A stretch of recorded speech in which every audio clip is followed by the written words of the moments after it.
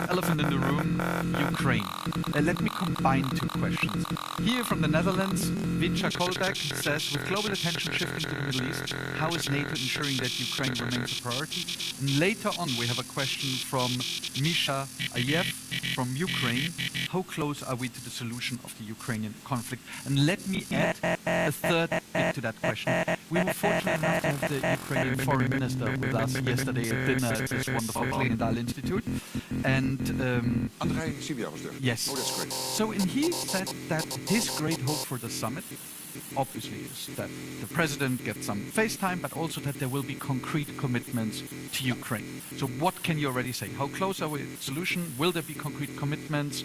And will the Middle East shift have a negative impact? If we would not be able to deal with, yes, the Middle East, which is very big and commanding all the headlines, and Ukraine at the same time, we should not in the business of politics and military at all.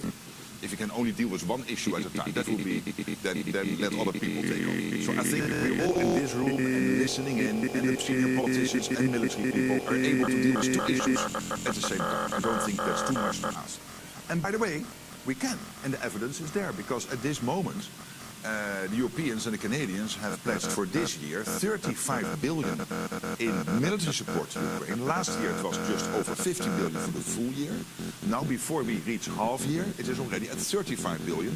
And there are even others saying it's already close to 40 billion. The numbers I can now commit to are over 35. But I hope, of course, that the one saying it's close to 40 is right. But at least it is over 35. So that is fantastic news. And that means that the support for Ukraine is still at a level even higher than it was last year. And we also see a shift of the burden from the US more to the Canadians and the Europeans, which I think is fair, that we take a bigger share of this burden as Europeans and Canadians from the United States. When it comes to peace, I cannot predict when it will happen. I want to commend President Trump for breaking the deadlock.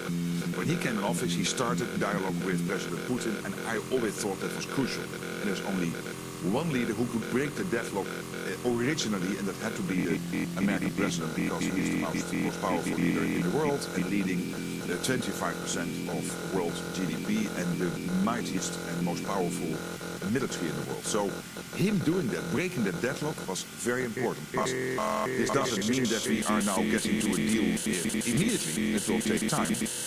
But it helps, and in the meantime we have to make sure that Ukraine has everything to stay in the fight, that Ukraine is in the strongest possible position when real talks would start. So I'm not talking about these talks which this Russian historian is now leading, going back to 1,000 years ago, and then who was responsible for whatever.